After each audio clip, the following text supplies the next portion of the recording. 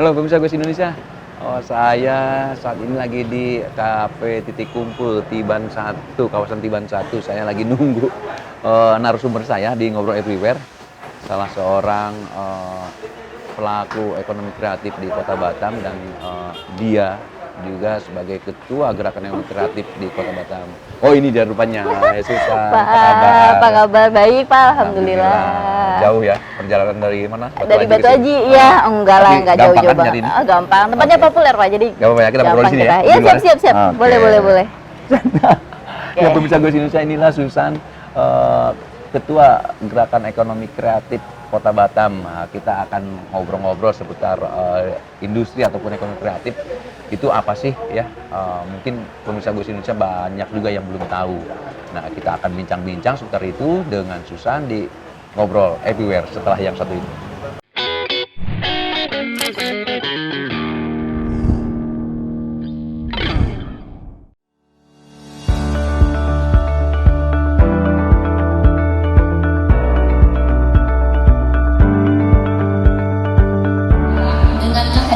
Kami mulai hari ini sampai 3 tahun ke depan dapat memberikan kontribusi yang cukup besar bagi peningkatan sektor ekonomi kreatif, di mana ini menjadi wadah bagi para pelaku ekonomi kreatif atau pekerja kreatif yang ada di Kota Batam khususnya, di mana Gcraft mewadahi 17 subsektor ekonomi kreatif, di mana dari subsektor ini akan melahirkan produk-produk ekonomi kreatif yang ketika itu berkolaborasi maka mampu meningkatkan sektor industri pariwisata yang ada di Kota Batam. Pemirsa Goes Indonesia, kita akan memulai obrolan kita di Ngobrol Everywhere pada kesempatan kali ini dengan Susan tentang apa sih itu ekonomi kreatif ya. Kita langsung Susan ya. Boleh kan kita ngobrol tentang itu? Boleh. Oh, tapi selamat dulu ya. Kemarin katanya udah terpilih menjadi ketua gerakan ekonomi kreatif Kota Batam. Gcraft. Baru dilantik 23 September kemarin. Baru pelantikan Gcraft Kota Batam. Oke. Nah, oke lah kalau gitu jangan ceritakan dulu tentang itu. Nah, ini perlu kita atau kami lah atau pemirsa Goes Indonesia mungkin belum tahu juga seputar dunia ekonomi kreatif. Sebenarnya apa sih dunia ekonomi kreatif yang dimaksud sekarang ini yang sudah menjadi suatu yang inilah pilihan ataupun menjadi booming juga nih di ekonomi khususnya di Indonesia. Oke, jadi ekonomi kreatif itu adalah salah satu sektor dari bidang ekonomi, di mana sektor ekonomi kreatif ini membawahi 17 subsektor. Oh gitu ya? Nah, 17 itu antara lain ada pengembangan aplikasi, kemudian ada desain komunikasi visual, desain arsitektur, kemudian jadi banyak turunannya ya? Banyak, ada 17. Termasuk kuliner, kriya, video, fotografi, musik, seni pertunjukan, penerbitan, tuh banyak apa banget. bedanya dengan ini kan dari dulu kan bidang-bidang itu udah ada juga gitu loh. Bidang-bidang industri kuliner segala macam.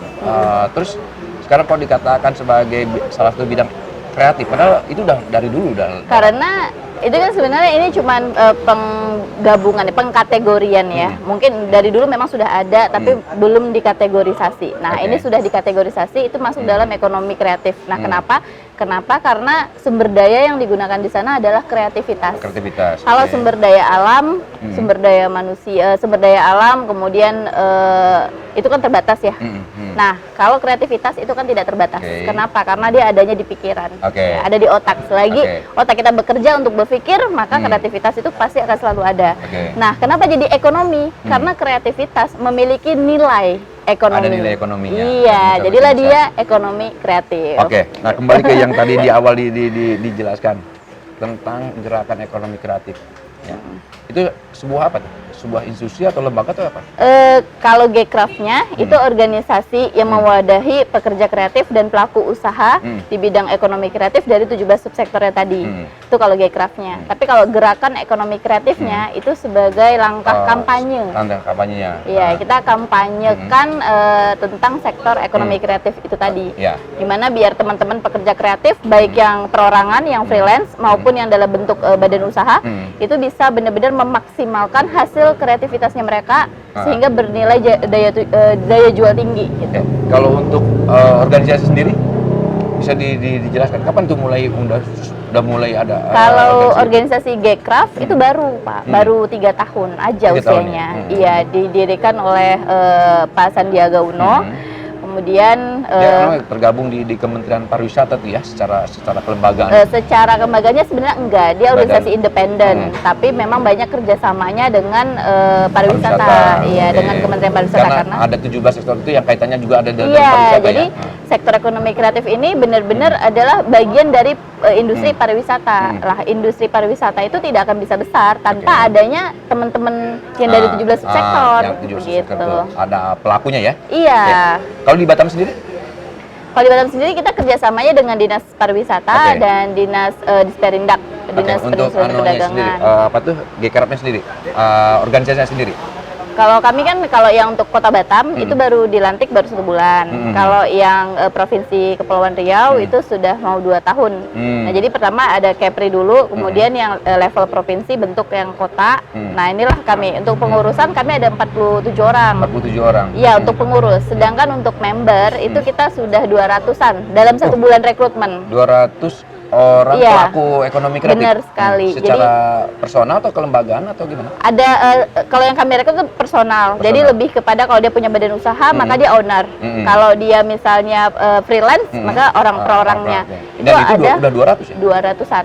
Itu kemungkinan ada lebih daripada itu berarti? Lebih bisa ribuan. Makanya ribuan ya? makanya kita untuk mencari mereka, menghimpun mereka itu kan ya butuh waktu ya Pak. Tapi untuk dalam 1 bulanan kita sudah dapat 200-an itu sudah gede lah. Oke.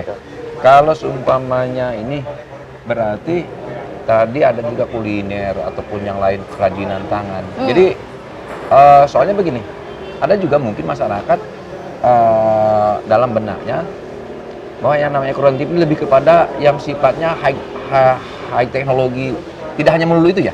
Enggak melulu Nggak itu. melulu yang Iya, memang teman-teman kayak game developer itu juga bagian dari kita, aplikasi, teman-teman yang memang pakai teknologi ya, digitalisasi ya. Itu memang bagian dari ekonomi kreatif. Tapi nggak melulu cuman mereka aja, tapi ada juga teman-teman yang kuliner, tapi dia di dalam produk makanannya ada unsur kreativitas. Nah, itu juga masuk dari kita. Kemudian teman-teman yang desainer fashion, apakah itu desainer bahkan web design kayak gitu ya. Itu termasuk juga desain dalam produk itu juga bagian di situ ya. Iya, bagian dari ekonomi kreatif. Jadi secara umum tidak ada nggak klasifikasi khusus untuk menjadi member di Gcraft, dikategorikan dia sebagai pelaku ekonomi kreatif? Ada? Yang penting dia masuk dalam kategori 17 subsektor aja sih Pak. Jadi kalau misalnya yang dimaksud tadi klasifikasi khusus kayak usia atau jenis kelamin nggak ada sih. Jenis usaha pun nggak ada klasifikasi khusus ya, yang selagi itu kreativitas itu ya? Jadi Oke. lintas usia lah. Lintas Jadi usia, Bapak bisa gabung juga ya.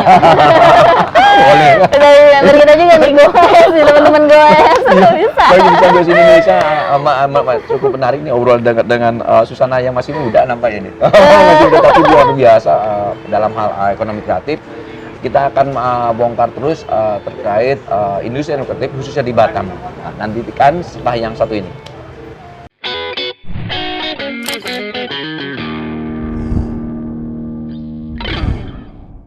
Baik pemirsa Goes Indonesia, kita lanjutkan lagi obrolan kita tentang ekonomi kreatif bersama Susan, Ketua Gcraft Kota Batam. Kota Batam. San, berarti tentang mindset orang, ya terima kasih Terima kasih Mbak. Mbak. Kayaknya terbalik deh. Iya. Saya lagi dingin, jadi pengen yang hangat. Susan lagi panas, pengen yang dingin. Terima kasih Mbak. Oke Mbak, San, terkait tadi mindset bahwa ekonomi kreatif itu tidak melulu yang bergerak di bidang audio visual digital Iya. segala macam, tidak melulu harus itu ya. Terus untuk keanggotaan di Gcraft ada persyaratan khusus, entah harus bayar atau gimana, terus bagaimana cara merekrut kawan-kawan pelaku ekonomi kreatif? Kalau untuk bayar gitu enggak ya, free. Jadi kita untuk teman-teman pekerja kreatif yang mau gabung dengan kita sebagai anggota itu gratis. Nah, nanti kalau bisa melalui Instagram kita, Gcraft Batam, di situ ada linknya Pak. Linknya gabung Gcraft Batam, itu bisa diklik. Di situ ada formulir. Jadi isi formulir. Nanti ada pengurus dari Gcraft yang memang dia bidangnya keanggotaan untuk melakukan verifikasi. Oh, harus verifikasi. Iya, kami akan verifikasi. Apa yang diverifikasi nih dari calon-calon anggota? Karena kan kami di member kami ada banyak sekali orang ya, ada pelaku usaha, berbagai macam pelaku usaha. Kita khawatir ada orang-orang atau oknum yang memanfaatkan itu hanya untuk kita jadi objek mereka jualan, objek mereka apa. Nah, hari kita harus verifikasi juga, bener nggak sih dia ini memang pelaku kreatif, ekonomi kreatif. Hanya untuk promosi jualan-jualan aja. Iya gitu. Kita nggak melarang. Iya, kita nggak melarang, itu boleh gitu kan. Tapi kita harus ada kolaborasi. Jangan sampai member Gcraft itu hanya menjadi objek. Nah, kita nggak mau dong. Jangan untung dia, nggak untung di iya, Gcraft. gitulah ya. Jadi kita pokoknya ada anggota yang itu dia melakukan verifikasi dan kita ada poin-poin apa aja yang harus diverifikasi. Misalnya kebenaran datanya. Kalau ini kan baru sebulan nih, ya kan? Kawan-kawan tergabung dalam Gcraft Batam ya. Ke depan itu apa program-program apa yang dilakukan oleh kawan-kawan pengurusnya? Jadi kami itu punya tiga program utama. Yang pertama adalah Batam Creative Incubator. Batam Creative Incubator itu isinya kegiatan coaching, pendampingan dan pelatihan untuk pengurus dan anggota. Jadi kita ada sosialisasi, ada literasi, ada pembinaan, pelatihan gitu ya Pak ya. Nah kemudian itu nanti jangka waktunya 1 tahun sampai 1 tahun dengan kurikulum yang terintegrasi. Jadi ada levelnya. Saya level 1 basic, level 2, level 3 materinya gitu. Kawan-kawan pengurus kita atau gimana? Kita ada ininya, kita ada mentornya yang dari dari ada akademisi, kemudian ada memang dia praktisi gitu. Jadi kita combine. Jadi khusus untuk anggota dulu itu ya? Iya. Untuk anggota dulu. Jadi itulah kelebihannya. Hanya anggota. Itulah kelebihannya kalau memang kawan-kawan pelaku ekonomi kreatif tergabung di Gcraft ya, khususnya yang di Batam bisa mendapatkan semacam pelatihan ya, pendampingan segala macam dan yang lain. Oke, San, ini mungkin sedikit pandangan lah terkait industri ekonomi kreatif ini dalam kekuatannya. Apalagi kemarin kita baru nih tahun ini kita mulai rebound lah, akan melangkah ke pasca pandemi. Kalau waktu itu anggaplah Susan belum terlibat secara langsung di masalah ekonomi kreatif. Pandangan waktu lihat pandemi ini gimana tuh? Efek adanya pandemi terus dengan ekonomi kreatif ini, kira-kira ada hubungannya tuh? Iya, pandemi itu kita udah sama-sama tahu ya, itu banyak sekali pelaku usaha yang terkena dampak. Salah satu contohnya saya lah, dulu itu saya punya kafe, terus pandemi tutup kafenya. Karena ya itu, karena modal pribadi juga nggak kuat Pak buat tahannya 2 tahun ya. Saya cuma bertahan 1,5 tahun lah gitu. Kadang Pak agak nyesel juga sih Pak. Coba bertahan 6 bulan lagi ya. Kemudian dulu saya mikir udah kayak hampir putus asa, kayaknya nggak bakal berhenti deh gitu. Yang pada saat itu belum siap menghadapi pandemi. Oke lah, tapi itu pengalaman menjadi guru yang terbaik. Iya, gitu kan. Jadi gimana? Jadi teman-teman pelaku ekonomi kreatif pun sama. Ada yang dia bertahan, kayak yang teman-teman yang di digital bertahan. Kayaknya. Yang digital dia itu kan survive ya, nggak terdampak. Tapi teman-teman yang dia itu kayak kuliner itu banyak juga yang terdampak. Sebenarnya dia bisa bertahan ya kalau pertama modalnya cukup untuk dia bertahan. Kenapa? Karena kan kita SDM karyawan itu kan tetap kerja dan sebagainya. Iya, misalnya apalagi yang usahanya kredit Pak. Misalnya dia buka usaha dia utang bank, kredit gitu ya. Kan kreditnya tetap tapi jangan curhat, harus dibayar gitu. Nah, maksudnya itulah gitu yang bikin kita jadi berat gitu. Tapi yang jelas memang sangat berpengaruh sekali terhadap ekonomi kreatif juga ya masa pandemi itu. Iya, walaupun nggak semua subsektor ya, tapi sangat berdampak sekali. Nah, jadi kita harap dengan adanya wadah Gcraft ini, itu kita bisa kalau ya kita nggak berharap ya Pak ya, tapi kalau ada kejadian serupa, terutama nanti 2023 kan mau ada resesi ya. Nah ini nih, setidaknya. Tapi jangan dulu ke 2023. Sekarang gini, dengan pengalaman yang sudah kemarin dialami lah kawan-kawan di industri kreatif itu, terutama di Batam. Batam juga salah satu, tapi Batam juga termasuk kota yang survive dalam sektor-sektor tertentu Iya, dibandingkan dengan daerah lain. Jadi memandang ke depan ini apa yang harus disiapkan kalau memang itu terjadi lagi, tapi mudah-mudahan sih tidak terjadi lagi. Kira-kira gimana? Kalau pendapat kita yang pertama adalah kita peningkatan kapasitas SDM kita.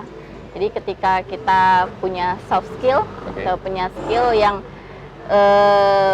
lebih levelnya lebih tinggi, otomatis kita akan lebih siap. Misalnya saat ini kita skillnya cuman A, ini 1 gitu ya Pak.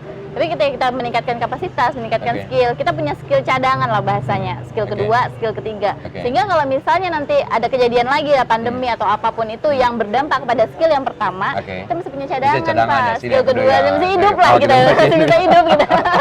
Jadi kita jangan bertumpu hanya satu skill aja ya, penting nanti kita Pak. Siap aja. Ada plan A, plan B, plan C gitu ya. Beberapa perencanaan yang harus disiapkan biar bisa bertahan.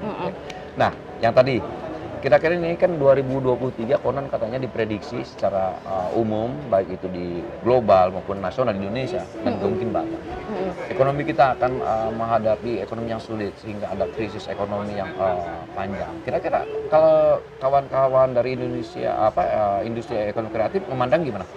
Itu kan 2023 tuh prediksinya resesi ekonomi global. Ya kan Pak ya.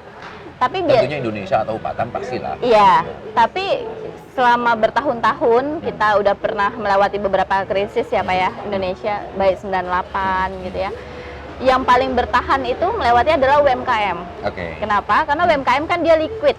Ininya arus kasnya lah ya. Dia liquid, jadi kita lebih gampang ini bertahan lah.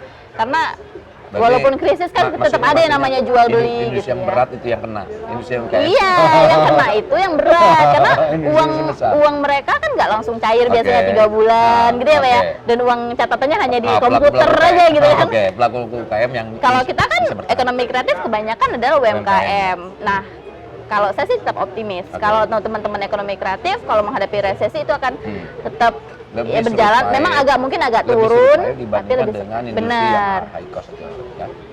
Gitu. Nah, pemerintah itu ngandelin banget UMKM untuk menghadapi krisis. Tapi yang saya heran tuh begini, kan kita nih ya penopangnya nih UMKM. Nah, jangan sampai pemerintah pas butuh kita pada saat krisis, tapi pada saat belum krisis kita nggak di ini. Ini menarik, tapi jangan sekarang. Oh iya. Pemirsa Voice Indonesia semakin menarik ya. Anak muda ini luar biasa juga nih. Bagaimana pandangannya menghadapi krisis ekonomi 2023 nanti? Katanya UMKM yang paling bertahan. Nantikan setelah yang satu ini.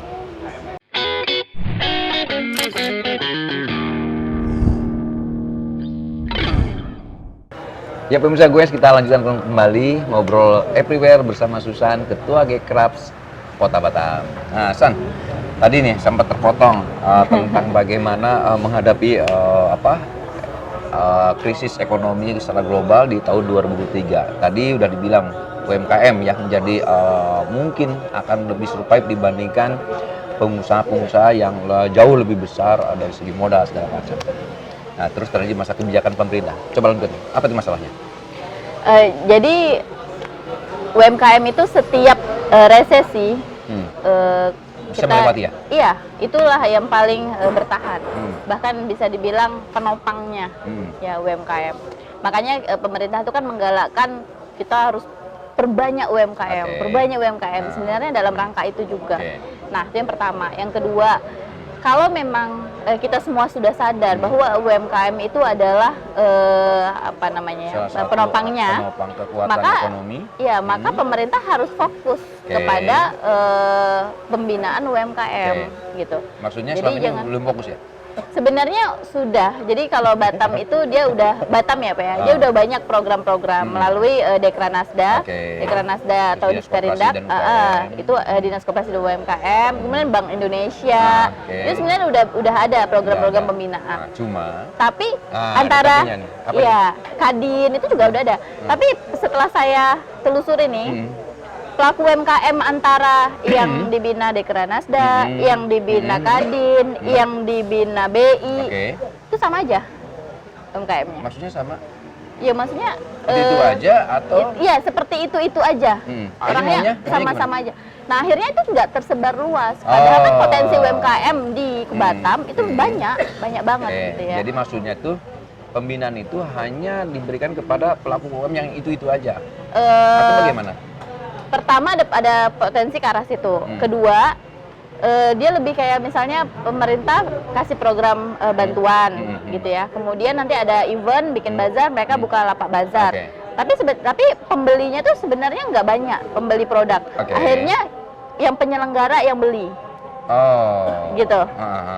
Ini ya, pembeli ekosistem beli. yang kurang sehat lah di situ ataupun Iya, ekosistem yang kurang itu yang sehat. perlu kita sebenarnya perlu ada kajian nih. Kenapa sih itu terjadi? Oke. Gitu kan? Nah. Misalnya ini contoh ya, contoh Itu saya. menemukan kasus itu. Iya, dari ngobrol, ya atau diskusi. Susan sendiri Saya diskusi atau dengan Kadin, saya diskusi dengan teman-teman UMKM.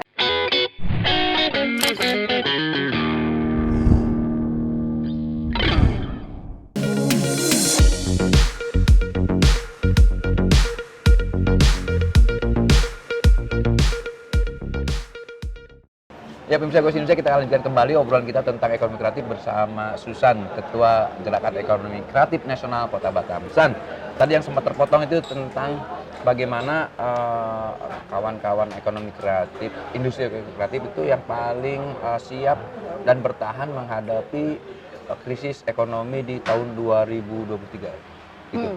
Kira-kira gimana tuh gambarnya? Jadi dari beberapa kali krisis yang sudah dialami Indonesia, itu terbukti bahwa UMKM adalah usaha yang paling bertahan, yang paling bisa survive dan menjadi penopang perekonomian pada saat krisis. Ya. Nah, artinya kalau memang UMKM dianggap sebagai kekuatan kita untuk bertahan, ya harusnya sejak dini itu UMKM harus sangat diperhatikan, baik dengan program pembinaan, kemudian mungkin program-program memang nggak ada ya? bantuan. Sebenarnya kalau untuk Kota Batam sendiri itu sudah ada, jadi kayak bantuan seperti itu, kemudian pemerintah bikin pembinaan, pelatihan, kemudian bikin event seperti bazar, kemudian teman-teman UMKM ini diundang untuk dipromosikan. Dari dinas koperasi, ya itu di koperasi, perdagangan. perindustrian perdagangan, bahkan sampai ke dinas pariwisata. Terus ada juga Dispora juga pernah bikin, tapi kan itu kayak eventnya event level tahunan, event yang kadang dibikin kadang enggak. Ya kalau untuk dinas-dinas yang lain ya, yang rutin itu kan yang saya lihat itu ya dinas koperasi UMKM dan Disperindak sama pariwisata. Nah, sejauh ini gimana tuh peran lembaga pemerintah itu? Nah, masih kurang kah atau bagaimana? Sebenarnya mereka udah banyak bikin kegiatan, tapi memang kalau kayak pelatihan itu kalau yang kami lihat ya Pak ya, yang kami lihat ini masih hipotesis lah, masih hipotesis karena juga berdasarkan kita diskusi dengan baik itu dengan UMKM, dengan Kadin, dengan pemerintah sendiri, dengan teman-teman di Gekraf itu pertama mungkin kurikulumnya yang belum terintegrasi. Mereka masih fokus ke pelatihan misalnya cara membuat apa, pelatihan cara membuat apa gitu ya. Tapi bisnis developmentnya itu yang pengembangannya yang kurang. Iya, yang belum. Belum atau memang kurang? Ya bisa dibilang belum lah gitu kan, bisnis developmentnya. Jadi sedangkan kita dalam berbisnis di UMKM itu kan nggak hanya untuk menciptakan produk, ya kan, tapi juga bagaimana, iya, tapi bagaimana kita bisa berpikir untuk mempromosikan, bagaimana desain produk, packagingnya, kemudian sampai kepada bagaimana apa ya. Kalau misalnya makanan, konsistensi rasanya dari produk itu tuh bisa konsisten gitu ya. Karena kadang-kadang nih hasil produk UMKM yang kuliner contohnya, hari ini enak, besok agak keasinan, ada. Besok agak dari mana tuh?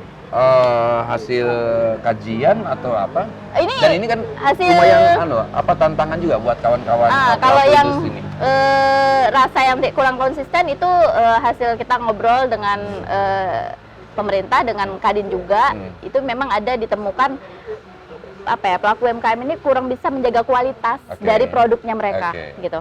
Jadi kadang hasilnya oke banget, kadang jadi sedangkan itu kan sebenarnya bisa dilatih dengan cara misalnya untuk kuliner dengan cara membuat resep. Oke. Resep sampai kepada hitungan gram Oke. itu agar dia konsisten. Nah, yang seperti itu yang kurang ini. Itu yang kawan-kawan yang di industri kreatif dalam ini produk yang Ya kayak diolah. kuliner Produk ya, kuliner. kuliner Di sama luar produk kria. yang itu? Yang kria. banyak kejadian begitu ya. Kalau yang di luar Nah, itu? sedangkan itu kita kan sedangkan untuk yang digital, untuk di Batam sendiri, subsektor ekonomi kreatif yang digital seperti desain produk, desain komunikasi visual, animasi, game developer, aplikasi, itu rata-rata teman-teman itu sudah menembus pasar internasional. Oh, Nah, udah ini ya bisa Iya. ke apa itu? keren-keren banget mereka. Jadi contohnya nih animasi, kartun-kartun yang di Malaysia Iya. itu banyak teman-teman animasi Kota Batam itu yang ngerjain. Jadi dia ngerjain di Batam, tapi untuk proyeknya Malaysia. Kemudian teman-teman yang game developer juga dia bikin gamenya di Batam. Kemudian itu gamenya untuk skalanya Nah, internasional. kalau kondisi seperti itu, kira-kira apakah itu memang hasil binaan dari lembaga-lembaga pemerintah atau memang kapasitas dari kawan-kawan pelaku industri sendiri yang memang punya kreativitas sampai sejauh itu?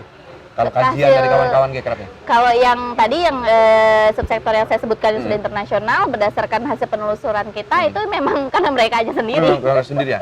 Memang betul-betul kreatif ya? Ya memang Bisa menciptakan mereka aja sesuatu sendiri, yang bagus iya. dan development Dia punya link internasional, dia ini dan promosi bisa. sendiri Oke. hasil karyanya, memang karyanya mereka Oke. sendiri sih gitu. Kalau Jadi yang itu bisa dikatakan salah satu kendala-kendala ekonomi pengembangan ekonomi kreatif yang ada di Kota Batam ya, sekira-kira. yang kedua dari kendalanya itu adalah ketersediaan bahan baku. Kesenangan baku. Nah, jadi teman-teman misalnya ada yang kuliner atau yang kerajinan tangan atau bahkan mungkin fashion. Ya. Contoh ya, ini ada teman-teman yang dia mau usahanya dalam bidang fashion nih. Bidang fashion. Nah, Oke. dia cuma bisa jatuhnya di desain, Pak. Tapi Oke. pada saat dia membuat bajunya, Baju sendiri. pesannya ke Bandung. Oh, dia harus memesan bahannya dari Iya, luar. karena Oke. di emang Batam sendiri terbatas. terbatas. Kalaupun kita mau bikin konveksinya sendiri di Batam, karena harga bahan bakunya tadi nggak tersedia kan jadi mahal, Pak. Betul. Jadi harga jualnya tuh nggak bersaing. Nggak bersaing. Jadi Betul. kebanyakan masalah di teman-teman yang sektornya fashion itu harganya mereka mahal. Lebih mahal ya? Iya, Karena yang bikin sumber sendiri di bahan Batam ya. baku. Jadi dia ambil bahan bakunya dari mana? Dari Jakarta, apa dari Bandung, apa dari Bekasi. Diambil, dikirim dulu, udah kena ongkir nih Padahal ke Batam. kalau dari sisi Dibikin desainnya lagi. tidak kalah dengan Nggak kalah. Tidak kalah dengan luar Batam ya? Iya. Artinya, Tambah hasil. lagi teman-teman yang kria, teman-teman yang fashion itu nggak bisa jual terhalang untuk menjual ke luar Batam. Kan ada pajak. Oke. Iya kan? Jadi kita udah capek-capek nih bikin, ya udah dapatlah harganya sekian. Mau kita jual, kita terbatas nih pasarnya. Cuma di Batam doang. Paling kita mau jual ke Ini kan Jakarta masalah-masalah mahal yang ongkirnya. ditemukan oleh kawan-kawan Gekrap. Ini udah menjadi bahan untuk kajian dan mungkin juga didiskusikan dengan pemerintah ya. Hal-hal kayak gini. Udah berkali-kali sih sebenarnya Apa kita respon diskusikan. kawan-kawan dari pemerintah dalam ini? Kalau terakhir Bagaimana kita- kan tujuannya mengembangkan bagaimana kawan-kawan UKM ini bisa berkembang, Iya. survive dan Terakhir kali minggu lalu itu kita ada FGD Kadin ya, fokus group discussion-nya yang diundang oleh Kadin Batam. Itu undang kita udah bicara juga di situ soal masalah UMKM, soal masalah ekonomi kreatif, termasuk soal pajak pengiriman barang keluar Batam. Itu udah bahas. Tapi terus saya belum melihat ada langkah konkret apa nih yang dikerjakan, apakah masih dalam sekedar pembahasan. Oke. Dan itu sebenarnya apa yang dibahas di situ itu juga sudah kita bahas, sudah sering dibahas. Sering bahas ya. Karena kan memang peraturan itu kan bukan jatuhnya bukan perda ya Pak ya, Oke. bukan perlaku. Jadi kita nggak bisa juga terlalu nyalahin kepala daerah Oke. kita. Itu kan Oke. kementerian Pak. Ya, betul. Jadi- Mudah-mudahan pemirsa Ghost Indonesia tahu Oh, iya. sendiri nih apa masukan yang akan diberikan oleh kawan-kawan Gekrap di momen ngobrol everywhere kali ini.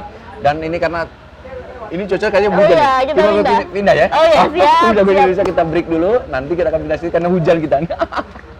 Jangan kemana-mana. Siap.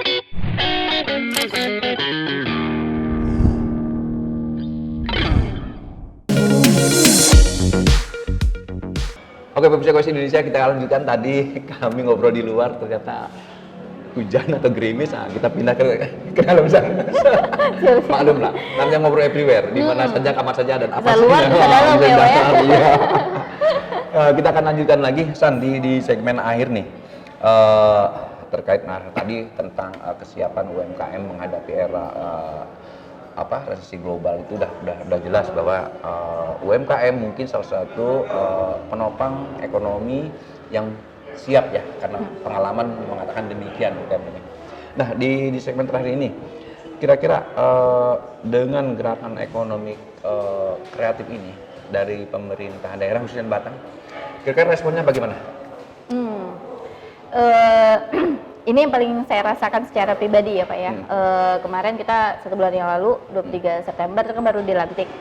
Itu dari pemerintah sendiri tuh benar-benar sangat-sangat welcome. Pemerintah Kota Batam ya. Walaupun kita belum melakukan kegiatan bareng nih, belum. Tapi baru dari respon, dari tanggapan dan pernyataan kesiapan untuk kolaborasi itu sangat tinggi. Ya, dari Dinas Pariwisata, dari Disperindak, termasuk dari Pak Rudi sendiri, Wali Kota Batam. Tinggal dari kaminya nih sekarang, dari Gekraf, itu gimana bisa merealisasikan respon tadi menjadi aksi nyata, ya kan? Nah, jadi memang kami lagi penjajakan banyak melakukan MOU dengan stakeholder, apakah itu dengan pemerintah, termasuk dengan Kadin, dan termasuk dengan pelaku usaha lainnya yang siap support kita, termasuk dengan perguruan tinggi. Dalam rangka ketika itu semua berkolaborasi, tujuannya hanya satu, untuk pendampingan dan pembinaan UMKM. Khususnya sektor ekonomi kreatif. Nah, sekali lagi sangat lancar apa yang dibeberkan nih tentang ekonomi kreatif oleh Susan nih sebagai ketua Gekraf. Sebenarnya background kamu memang dari ekonomi kreatif atau gimana?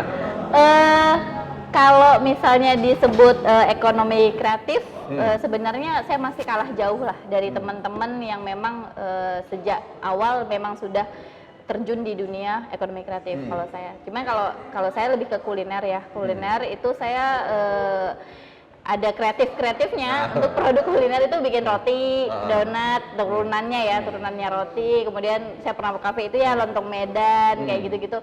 Itu kan sebenarnya bentuk masuk dalam kreativitasnya saya, gitu ya.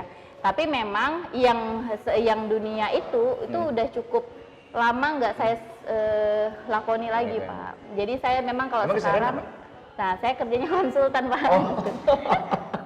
Jadi sehari-harinya konsultan ya? Iya, jadi saya konsultan. Bidang kuliner? Enggak, jadi saya konsultan manajemen, business development, termasuk dalam kerjaan riset atau kajian. Jadi makanya saya sebenarnya suka kegiatan-kegiatan riset-riset, bikin studi apa. Jadi ketika saya terjun ke ekonomi kreatif, itu juga dalam rangka, karena saya kan hobinya memperhatikan dampak sosial ekonominya masyarakat terhadap apa. Misalnya ada pembangunan, kemudian dampaknya kepada ekonomi sosial apa, gitu ya. Ujung-ujung masuk ke ekonomi kreatif itu. Karena ekonomi kreatif itu kan satu, dia ekonomi, kedua dia ada sosial, karena ada orang-orang dari sektor tertentu. Jadi saya suka lebih ke pemerhati kali ya. Jadi saya suka. Tapi sampai menjadi ketua Gekraf, padahal bukan pelaku ekonomi kreatif secara utuh lah. Iya, itu kan karena teman-teman yang mengamanahkan ya, karena memang saya dari kecil juga sok aktivis gitu lah ya. Jadi suka organize orang. Jadi mungkin itu yang bikin teman-teman percaya ke saya untuk dapat amanah ini. Karena kebanyakan kalau kita lihat kan teman-teman pekerja kreatif itu dia fokus dan melahirkan karya, fokus dengan kreativitasnya dia, tapi dia kurang suka organize orang gitu ya. Jadi mengharapkan ada orang-orang yang bisa mengumpulkan mereka sehingga mereka pun fokus dan jadi perpanjangan tangannya mereka gitu ya. Harapannya mereka mungkin begitu gitu. Saya nangkepnya gitu. Sebelum mengakhiri obrolan kita nih, San, kira-kira closing statement ataupun barangkali ada hal-hal yang mau diajak oleh kepada pemirsa Goes Indonesia khususnya para industri kreatif, monggo. Kita terutamanya apalagi seperti orang-orang seperti saya, levelnya masih bisa dikatakan pemuda ya. Kita warga Batam tentu menginginkan yang terbaik untuk kota Batam yang kita cintai. Jadi sebagai warga Batam, sebagai pemuda juga mari kita bersama-sama mendukung dan memajukan produk-produk kreatif dalam negeri khususnya lokal Batam. Jadi dengan kerjasama kita semua adalah sebuah keniscayaan bahwa ekonomi kreatif dapat menjadi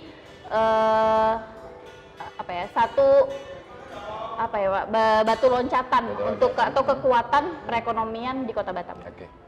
Baik, terima kasih Susan. Luar biasa nih obrolan kita pada kesempatan kali ini. Terima kasih kesempatannya udah hadir di Ngobrol Everywhere bersama saya. Wah, terima kasih sekali. Baik, Saya juga makasih nih Pak ke GoWeb ID yang sudah bantu promosi G-Cloud. Baik, pemirsa Bahasa Indonesia, itulah obrolan kita bersama Susan, Ketua Gerakan Ekonomi Kreatif Nasional Kota Batam seputar dunia ekonomi kreatif di era 4.0 ini, di mana industri kreatif sangat-sangat dibutuhkan seiring dengan perjalanan atau perkembangannya waktu zaman saat ini. Ke depannya bagaimana menghadapi era krisis ekonomi yang global. Tadi sudah disampaikan oleh Susan, ternyata UMKM masih memiliki kekuatan untuk bisa melalui itu. Mudah-mudahan apa yang diobrolkan kita, San, bermanfaat bagi Anda, pemirsa Voice Indonesia, khususnya para pelaku ekonomi kreatif. Saksikan terus Ngobrol Everywhere bersama saya Hadis di program Ngobrol Everywhere Voice Indonesia. Terima kasih untuk titik kumpul kafe yang ada di Tiban atas fasilitas yang diberikan. Sampai jumpa. Assalamualaikum warahmatullahi wabarakatuh.